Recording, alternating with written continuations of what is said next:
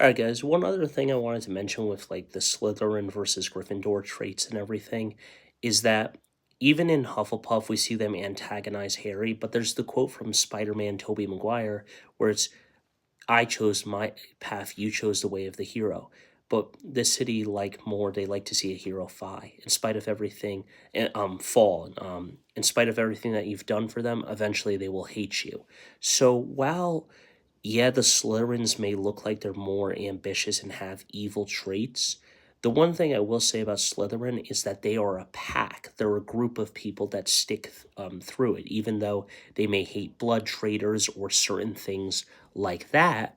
The problem with Gryffindor is that they will turn on you because even if they have no proof, and the worst was like here was like Ron and Hermione and everyone else in book 5 and 4, no one believed Harry until they saw proof themselves that Voldemort was back. But the whole Gryffindor like family there that were brave and loyal just kind of turned their back on Harry and like basically fed him to the wolves and let him fend for himself. So it's like, well, it seems to me that Slytherin is a little more loyal where Gryffindor wasn't so much loyal because they're like, oh, we need proof for this stuff.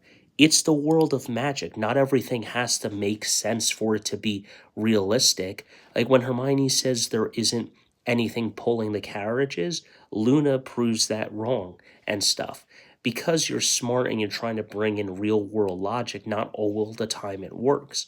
Luna, on the other hand, saying, just because it's there doesn't mean it's not, or just because it's not there doesn't mean it's not real, or just because it's there doesn't mean it's real, not real or real and stuff.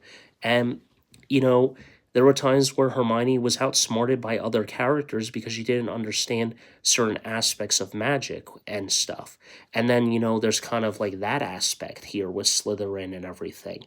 And that's another reason why certain things for Ravenclaw doesn't work for Professor Lupin and other people because they have certain traits that they're not thinking outside the box properly or something along the lines of that. Or Snape, they're saying he wasn't brave, but he was, and they think he was just a bitter man, but in the end he saved Harry. So I don't know. I think that I'm both Gryffindor and Slytherin, but the loyalty trait for me, I would give that point to Slytherin. If we're doing point differentials, I give that point to Slytherin because they're a group of people that go together where certain aspects, and remember in statistics, 30 or more of a sample size is to prove your hypothesis right.